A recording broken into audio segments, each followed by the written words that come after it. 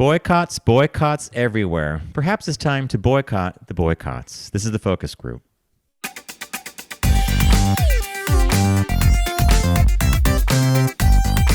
They're all business, except when they're not. It's the focus group with Tim Bennett and John Nash.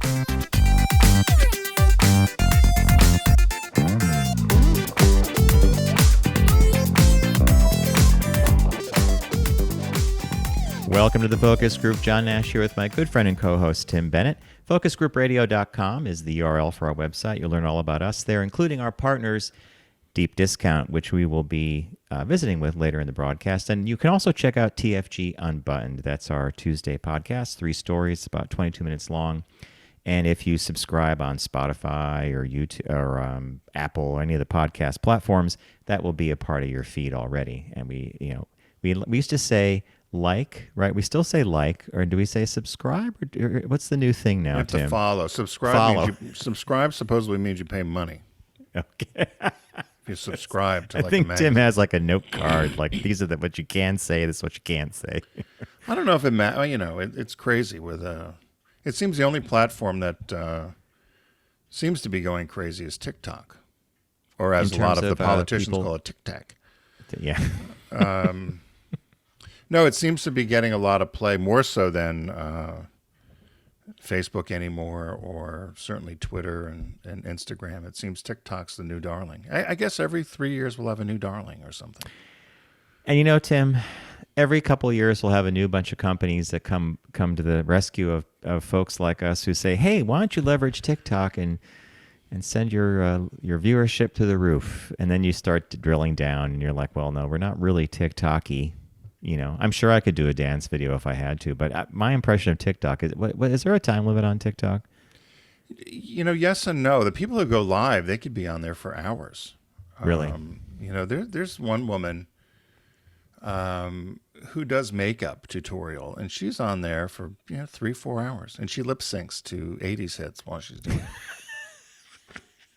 Well, hey, she's got good taste in music, right?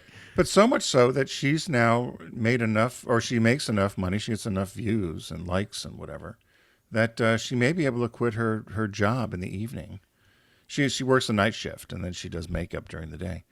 And but so much money coming in. Now, it's not going to last forever, as we all know, right? It's like the OnlyFans thing.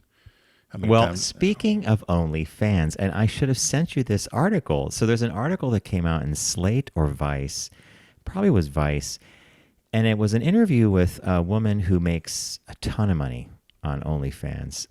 She had a full-time job. She started a gig where she would do alluring things, and then her husband got involved. And as a couple, they film, their sex scenes and stuff, and they have an OnlyFans account. And apparently it's gone bonkers, and they make enough money where they both, this is their main source of income now. But the thing I found most interesting about her interview was she was really business savvy. And she said, we don't know the magic of why my husband and I, she said, people tell us it's because we're connected. We really seem to be enjoying ourselves. We're not performative. She had a whole list. She said, I can't tell you what that magic is. She said, but I will say this. There's a lot of people out here who think you can make a fortune by recording yourself having sex. And she said, and the real truth of the matter is some people make $150 a month, maybe 200. Right. And she's making thousands. But, when you hear the real thing, which is you're not going to make a lot of money, it makes you wonder, right? Well, no, it's luck. A lot of it is luck, is who has found you or what has, because you're not everything you film is going to be wonderful or is going to be great. But that's why I marvel after this tutorial with this woman that does the makeup, because I thought there are a lot of people on there doing makeup. But for some reason, she's very popular. And there's other trans people that are doing the same thing. Some are popular, some are not. But it's the luck of the draw, right? We always say within marketing, there's also a little bit of luck. And lightning in a bottle. Right. So how does somebody who just started a podcast all of a sudden rise to the top? And you and I have done it for 15 years and stayed, consistent. But the thing I think you have to do, and they all say this, is you have to be crazy. There has to be a little bit of crazy. We're not crazy, Tim. Well, and so that's part of it too. You have to do have some sort of thing. There's that one kid, Reno Gold. I don't know if you're I've heard of familiar Reno with him. Gold. Yeah. And he tells stories of what it was like when he was a male dancer and escort. And then he So there's a shock appeal. well, there's that, and then he tells the stories, and then he hooks up with these various characters they're famous along the way. But his whole thing too is he said he had given I watched it on YouTube. He'd given a tutorial on how to make money, and as much as he's kind of this flighty porn star, he's very directed as to how you're going to make the money, and knowing it's not going to last forever. Interesting. So, Tim, wasn't there there was a period of time where there were some famous guys who did makeup as well, and they were even like featured on the cover, like CoverGirl models and stuff like that. And then there was a spat between a couple of them, and then that all vanished, and I don't see that anymore. Or at least those characters. Maybe you get on and tell people how to shave. Well, Put that's what we had our fathers for. put whipped put cream on your face and shave. Yeah, I don't understand although I will say I've been drawn in by the woman with the makeup just because I think the 80s music is hilarious. And so that's our era, and the lip syncing is good and bad, but which is lip syncing, so right? it's a train wreck, and so you tune in for the train wreck. Now who is Aunt Barbara still doing her Facebook Live shows? Yeah, so she does them mostly Saturdays at 9 p.m. live. And it's a static camera, and she tells you what's going on for the week or whatever. You saw in the news that Tupperware may go out of business. No, I did not see that. Yeah. Really? Well, they relied so much on these parties and people with the pandemic, and so they're trying to figure out, can somebody come in and save them? And so, of course, a lot of people have been contacting her and asking her because she was always in the top 5 or top 3 salesperson with Tupperware. And she said, well, she still has a site and she still sells. That has gone away. And that she's lost a lot of business because as she transitioned, people didn't necessarily, they wanted the drag queen, not the trans woman. And she's also dedicating her career to human services. Mm-hmm. And so she has a new career and she's doing that. But she says she hopes somebody resurrects the brand and keeps it going. Yeah, because I literally just rewatched a clip of Aunt Barbara when we were back in the studio days, and she was demonstrating a lid lifter or a can opener. Yeah. I couldn't stop. The back of my head hurt so much from laughing. Whenever you're around Aunt Barbara, you smile and you laugh. She's great. Yeah, no, she's good. Good. So if you're just new to the program, we talk for a little bit as we've been doing. We have a segment called Caught Our Eye, and that's articles that Tim and I bring to each other's attention. Rarely, if ever, have they ever been the same. That's the magic of that segment. We visit with our partner Deep Discount, recommend some films and TV shows for you folks. Take a quick break. Then we have the only show in the universe that does this, Business Birthday. I think we have a very good one this week. Tim is in charge of that. And then we have a shop talk, and we're going to be looking at the recent flare-up with Bud Light and boycotts in general. It's boycott crazy. So without further ado, Mr. Bennett, what caught your eye? What caught your eye? Here's what Tim and John found. So coming to us from our friends in Canada and the Canadian Rockies and the This is classic. province of Saskatchewan, the second largest city there, the capital is called Regina. And so the group there decided they were trying to do they're going to rebrand the city and do a tourism campaign. And they had done a song earlier called Experience Regina, which was made fun of by a number of late night talk show hosts. And I should post it to our Facebook page because it really is painful. Was it worthy of being made fun of? Yeah. Okay. Yeah. So we'll post that. But so on top of the campaign, they've got this brandy campaign, which is Show Us Your Regina. Tim, when you sent this to me, Tim sends me some pictures to put graphics together, and he'll only say the headline of his segment or what he's talking about is Show Us Your Regina. I just stared at this dumbfounded. So tell us more about it. So there's postcards and there's T-shirts and so forth. So this was a $30,000 tourism campaign to help boost tourism to Canada's the capital of Saskatchewan, Regina. And the second largest city, it's about 100 miles north of the U.S., named after Queen Victoria. That's where the name came from. It's nicknamed the Queen City. But in order to help boost tourism, the tourism group, folks all got together, mostly men apparently, and thought it would be fun to mock the area's name, Regina, with that of vagina. So the two slogans they were using was, one, show us your vagina, and there's T-shirts, and there's a whole campaign, print campaign, postcards. And another one that says, the city that rhymes with fun. That second one right there, like, that sealed it for me. Like, wow.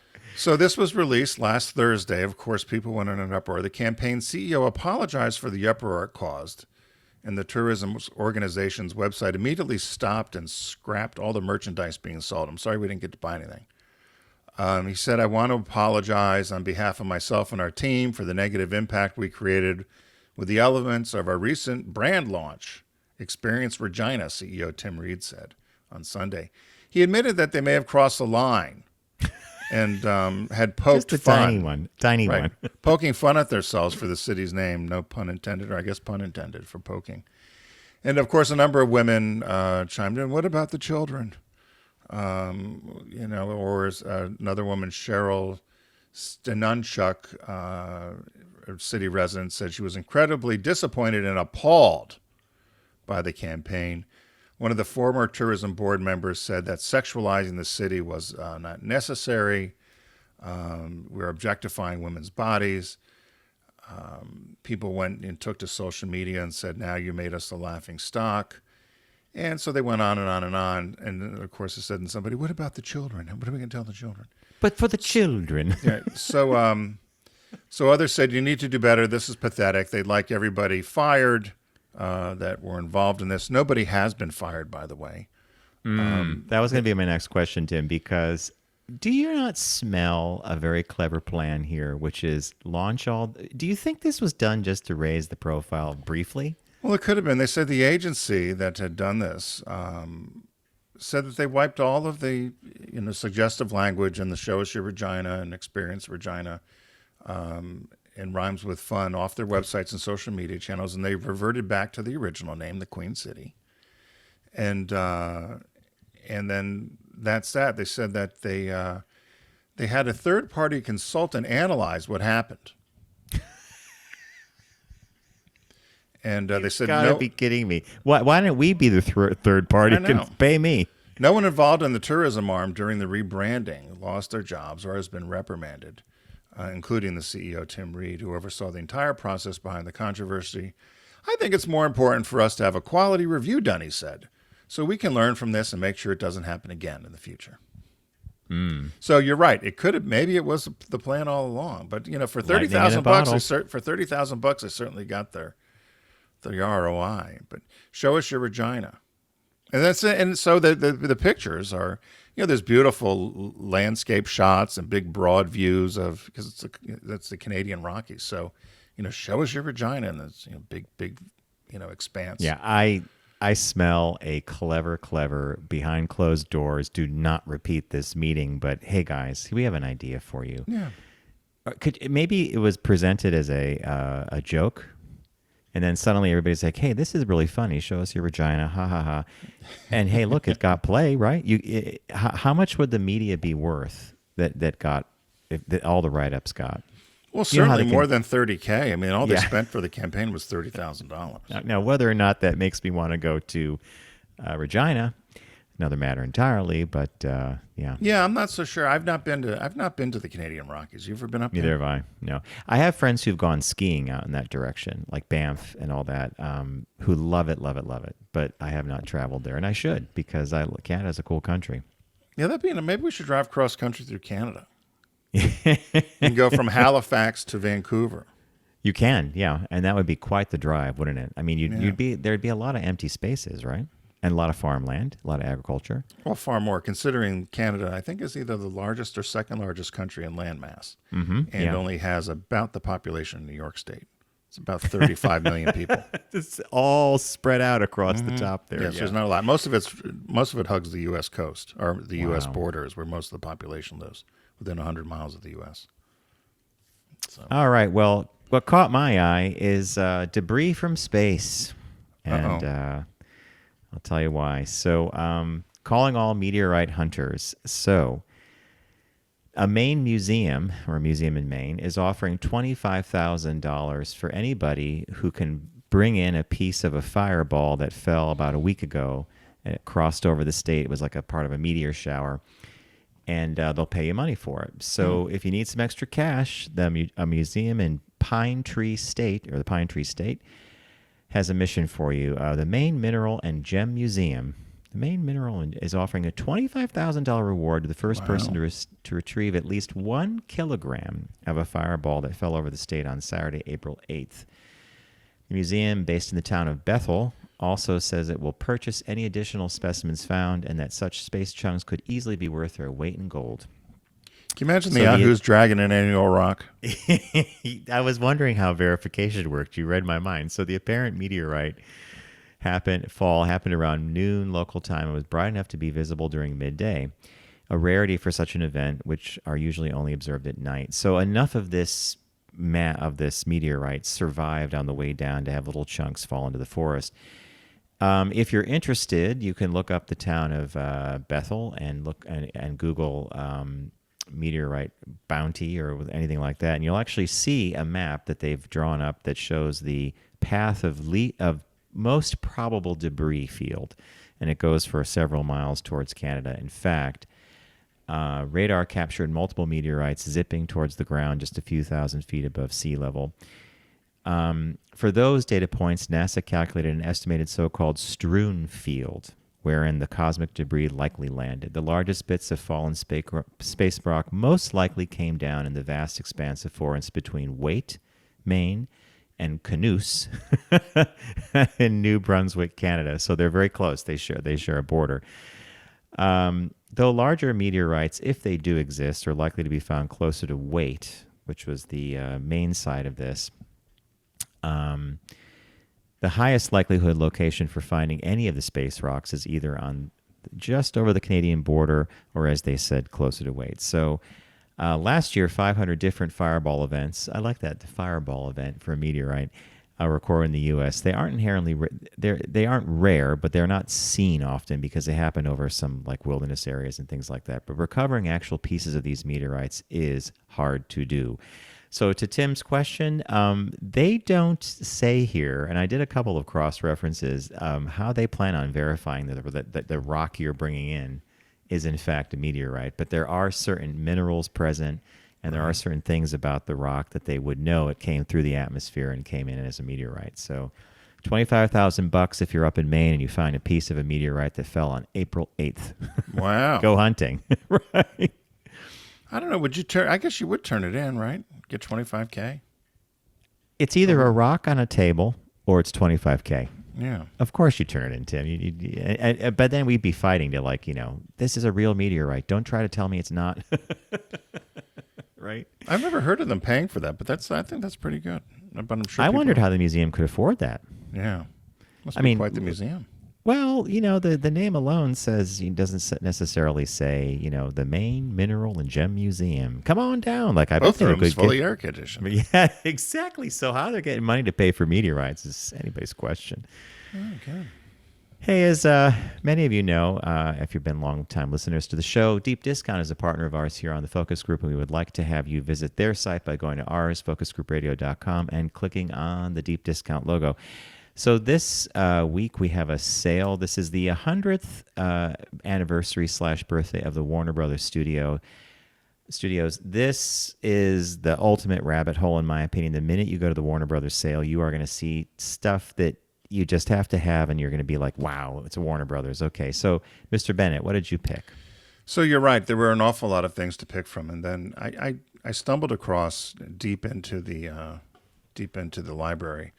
I stumbled across Shortcuts, which was also it's got the Criterion Collection seal of approval to it as well. So it's a movie by Robert Altman. It's a drama. It came out in 1993, and I just remember it being in the theater and being mesmerized by it. It stars Tim Robbins, Julianne Moore, Robert Downey Jr., Jack Lemmon, Jennifer, Jason Lee. and a number of other posts. I believe Lily Tomlin's even in it. Mm-hmm. But it takes place in Los Angeles, and it interweaves the stories of 22 characters as they struggle to find solace and meaning in Los Angeles. And what I was most, I guess, intrigued with or fascinated by within the story is how good a job they did in weaving these characters' lives together. Yeah. That didn't know one another, but how their paths crossed. Somebody would be leaving a donut shop and pulling in the conversations before, after, you would not know, stuff like that. So for me, it was just the whole way the movie was constructed and made. So it's available during, as John said, the 100th anniversary sale at Warner, and you can get it on Blu-ray for $25.66 or in regular DVD for under $20. But so that's what I picked. And you should mention that it's directed by Bob Altman, who a lot of us love Bob Altman films. I think that's why you like it so much. Yeah. He is a great director. So I went down the rabbit hole, and I actually chose two. My first one is a quick one. If you are a fan of Christopher Reeves as Superman in the Richard Donner film from the 70s, which was my Superman, meaning I saw it in 1978. It came out the year after Star Wars, and it was Marlon Brando as Jor-El, Superman's father, Gene Hackman as Lex Luthor. I mean, it had a fantastic cast. Margot Kidder as Lois Lane, and of course, Superman was played by Christopher Reeve, and an amazing soundtrack by John Williams. So to me, this is Superman, the Christopher Reeve movie. But that was one pick. The other one I picked, which I was deep into the sale page, is a movie starring Glenn Close and Jeremy Irons called Reversal of Fortune. And it's about the Sonny von Bülow case and Klaus von Bülow, which is now so far in the rearview mirror, right, Tim? That was like, this came out in 1980 something. Maybe a little later. Yeah, and it was about the case of Klaus von Bülow supposedly having a hand in the death of his wife, socialite Sonny von Bülow. Alan Dirt, there's a whole cast of characters in here, and it's a really well done movie. There is a scene that Bob and I adore with Christine Baranski, who plays the new mistress to Klaus von Bülow, played by Jeremy Irons, and Alan Dershowitz, so I forget the actor who played him, comes to tell him that it's looking good and he might get off on this second case or on acquittal or something. And Christine Baranski goes, "Oh, that's wonderful news. You'll get your bail money back, $1 million." and he brushes her off, but it's one of her early roles in film, which I really love. So Reversal of Fortune. Was this the Diet Doctor? Was that the whole deal? Oh, this is different. Okay. Yeah. That's funny that you bring up the Diet Doctor, though, Tim. That's a whole other big case, right? I was trying to remember what because Sonny von Bülow was this one, right? Mm-hmm. Yeah. So Reversal of Fortune is available on Blu-ray for $16.90. I have not found it streaming anywhere, and it's a really well-made film. It's enjoyable, and there's like a voiceover that Glenn Close does because it's like flashbacks and stuff where she's basically in a coma during a lot of this. And we do have a new release this week, and this film took everybody by storm. This is called Cocaine Bear. Oh, yes. Inspired by the 1985 true story of a drug runner's plane crash, missing cocaine, and the black bear that ate it, this wild, dark comedy finds an oddball group of cops, criminals, tourists, and teens converging in a Georgia forest where a 500-pound apex predator, a.k.a. the bear, has ingested a staggering amount of cocaine and gone on a coke-fueled rampage and more blow and blood.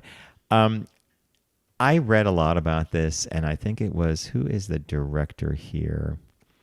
Elizabeth Banks, the director and writer. She did write the film as well. As she said in some interview, if you want a movie to move and get people to the box office, just call it Cocaine Bear. And you're off and running, right? Yeah, and people I know that saw it loved it. Yeah. Or really liked it. And so you've not seen it yet, have you? No, and this is one that based on that comment she made, like, hey, you want to make a story compelling, call it the Cocaine Bear. I got to see it. There was something I saw where somebody in the paper had another animal had found cocaine. I guess it was a mountain lion or something, but they said it didn't turn out as well as exciting as the Cocaine Bear. Yeah. So. So, hey, head over to Deep Discount. As John noted, it is the 100th anniversary of the Warner Brothers Studios, and there are many, many, many great picks there for you to check out. You can get there by going to focusgroupradio.com and click on the Deep Discount logo so you can start shopping away and own your passion. I picked Shortcuts this week, movie by Robert Altman, directed by Robert Altman. John had picked two. He had picked the original Superman with Christopher Reeve, which, as far as he's concerned, is the only Superman. Correct. And then a favorite movie of his and Bob, Reversal of Fortune.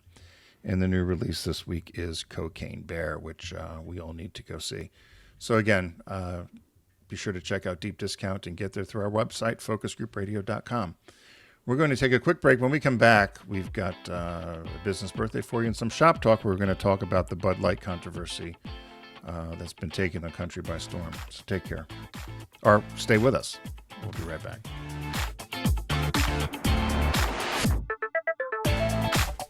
You're listening to The Focus Group with Tim and John. Learn more at focusgroupradio.com.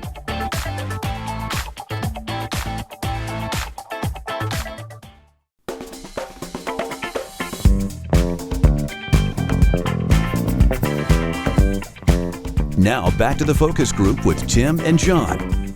Available pretty much everywhere.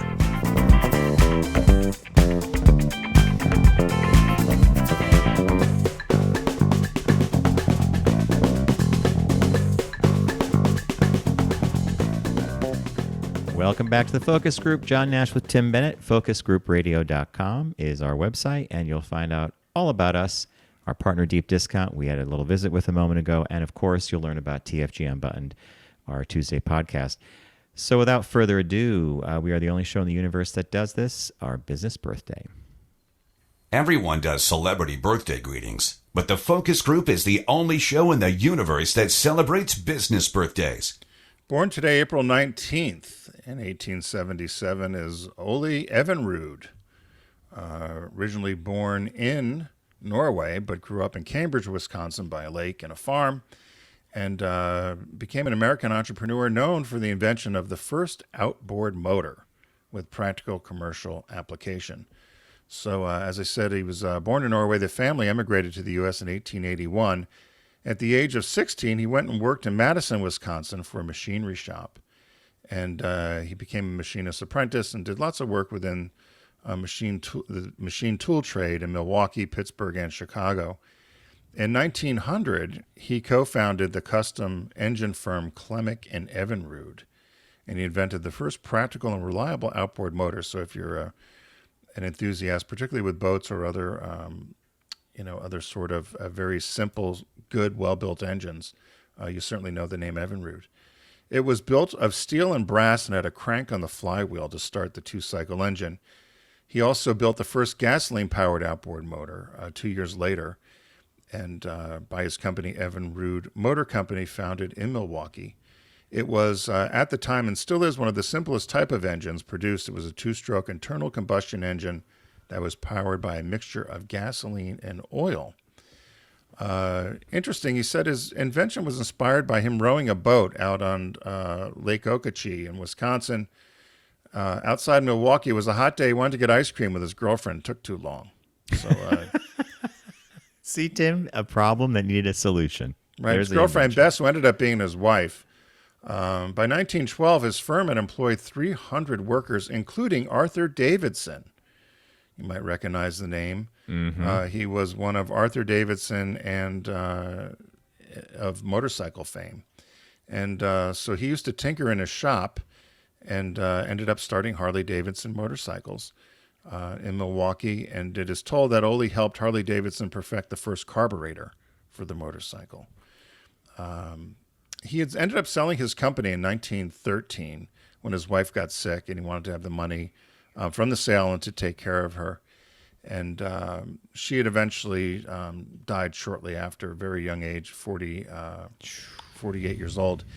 He died the following year at 57 years old. They're both buried in Wisconsin. The company was left to his sons to run, and to this day the company is called Evinrude Outboard Motors, and it's owned by Bombardier Recreational Products, which did Ski-Doo or Sea-Doo, some of those products.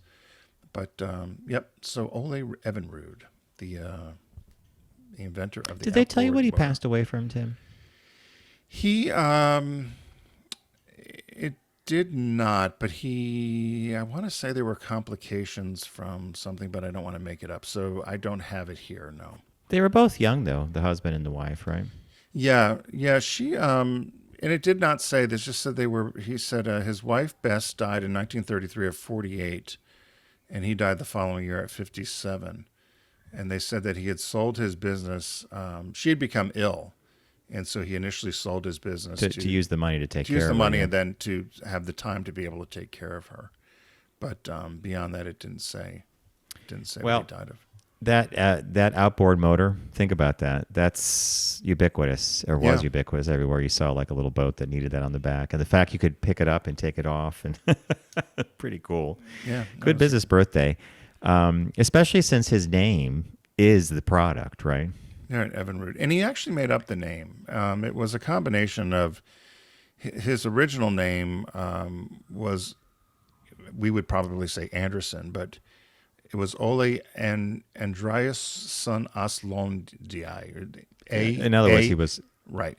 Norwegian, or, yeah. Aslundie. I wouldn't even know how to begin. I think he did a good job shortening that up. So he took part of his mother's name, and they said he created this name Evinrude.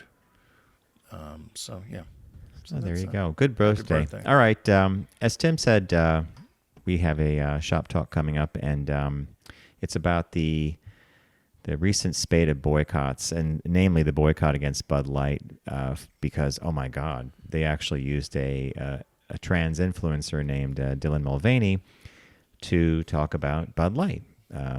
And as a result of this, in this weird accelerated life that we seem to live right now, within 5 to 7 days, you had washed up star Kid Rock shooting up cans of beer with some kind of assault rifle, basically sending a message to, I don't know who, that he's pissed off about Dylan Mulvaney having his own little custom can made just for him. And he talked on his TikTok thing about Bud Light.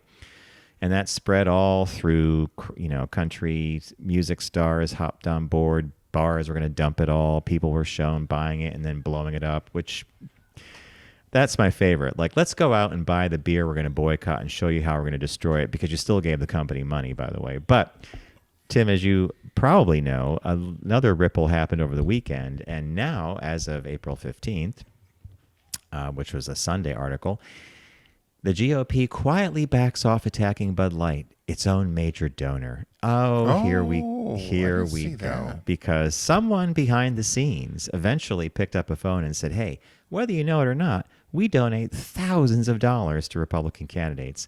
And then Donald Trump Jr. got involved and said, hey, they're a good company, but they made a mistake. Let's not boycott them. And then guess who else jumped into the fray? Caitlyn Jenner.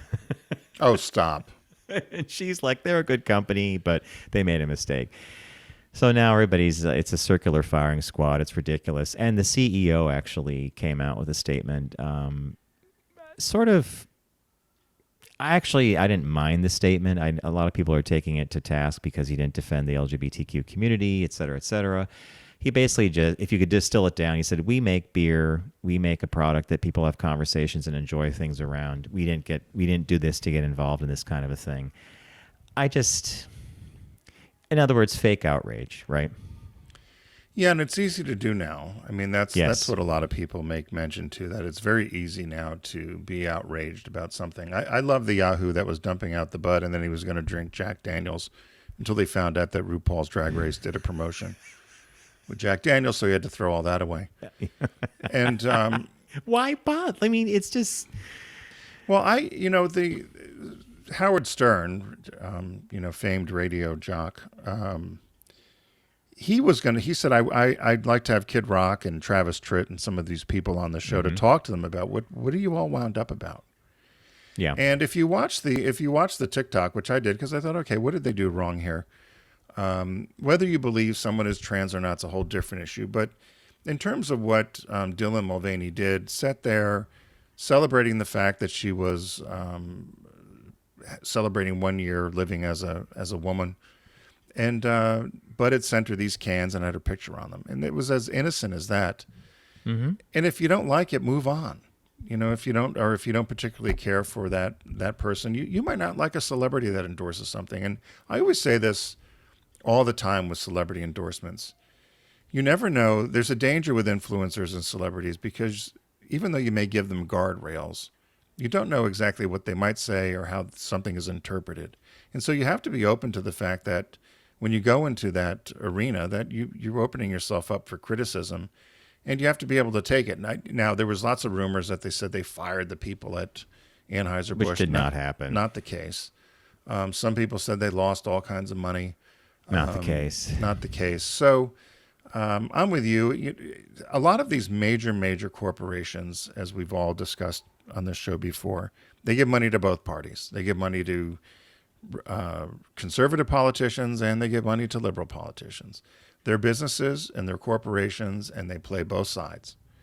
And it becomes a very difficult thing for them when you're now the CEO and you have to say something and not piss off half the group, right? Or the group you're trying to support. Yeah, And so I don't know what, in those cases, it's a difficult, there's no winners in some of these things when you come out and say something, because if the head of Anheuser-Busch came out and was overly supportive of LGBTQ, then that would have just wound them up even more. The trans and LGBT community didn't think maybe he had gone far enough. So they're pissed off. Yeah. Yeah. So no winner. it's yeah. And I thought to myself, if I were the VP of marketing, would I have done the campaign? My guess is they did it not thinking, and it would even be noticed, right? It was, again, you had to be a follower on TikTok. I wouldn't have seen it because I don't follow Dylan Mulvaney. No, but and for those who did, yeah.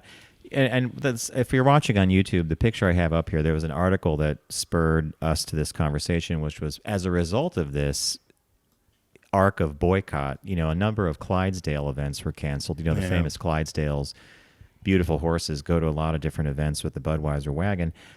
Well, we're not going to have them here. We don't want Bud Light. My bar is going to do it. Here's a classic one. In the vein of the art of the conversation you were having, or the point you made about Howard Stern, Joe Rogan, the Joe Rogan Experience podcaster. I'm not going to apologize for his views, or I'm not going to let him off the hook for some of his anti-LGBTQ rhetoric. However, he did say something funny the other day, which I read an article about. He got on the air, and he was the same way as Howard Stern. What's all this about? Imagine if Dylan Mulvaney was, shilling cheesecake. Would you care? And the minute he said cheesecake, it totally takes it to a different realm. But he's right. Like, why do certain parts of our culture have ownership over things like the flag and beer and a parade or a pickup truck? I mean, right. If Dylan Mulvaney was, shilling, as Joe Rogan says, cheesecake, no one would have cared.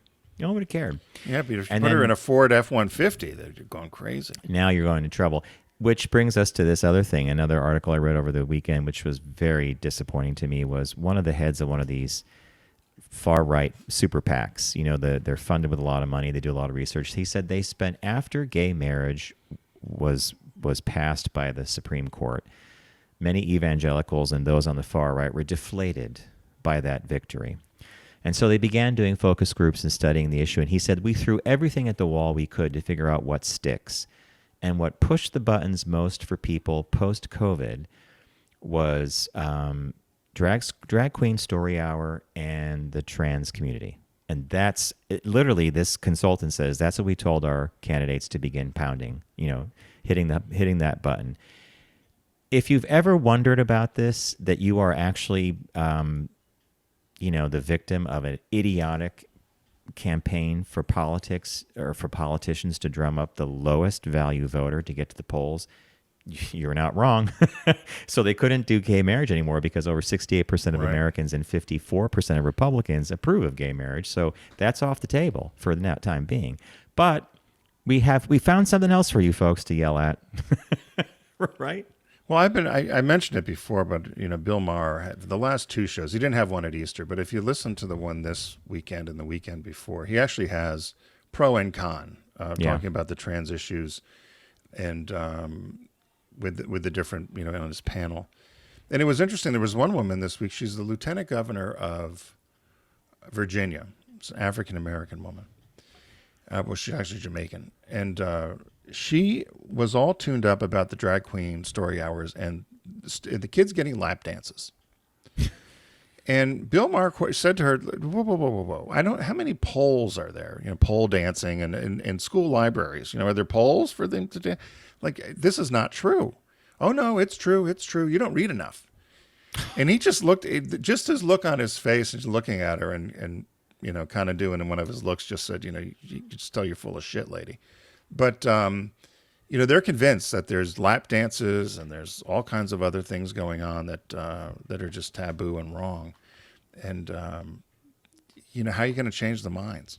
Well, you can't. You know why? Right. Because they're low information voters. Not to be insulting, but if No, you're not going to exactly bother to right. check anything beyond a freaking Twitter post, which we know is a dumpster fire to start with, then I'm going to say you're low information. Yeah. I don't think I'm being horrible. Well, the next thing the subset of this that they're going after again is trans athletes. So Yes. that'll be that's because now we're getting into the season of championships, and there's a number of trans athletes that are blowing records, particularly in women's sports, and so that's going to rear its head again as well.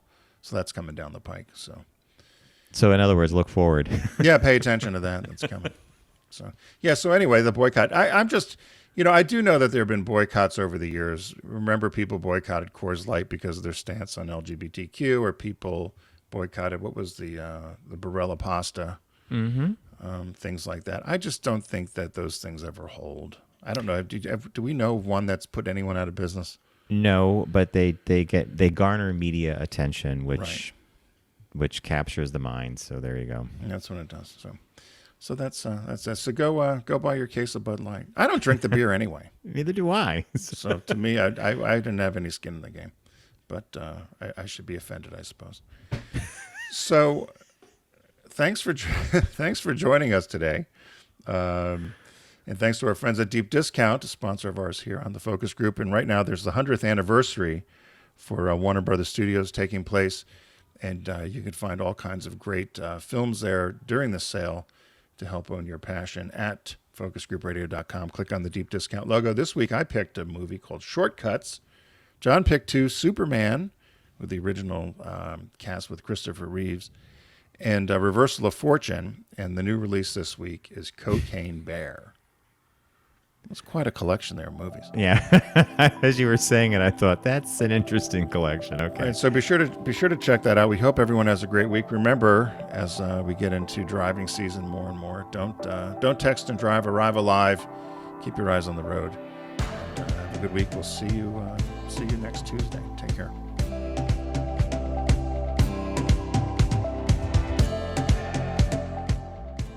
It's The Focus Group with Tim Bennett and John Nash. Accessible on all platforms. Subscribe, like, and rate us on your platform of choice. Learn more at focusgroupradio.com. That was a stunning focus group.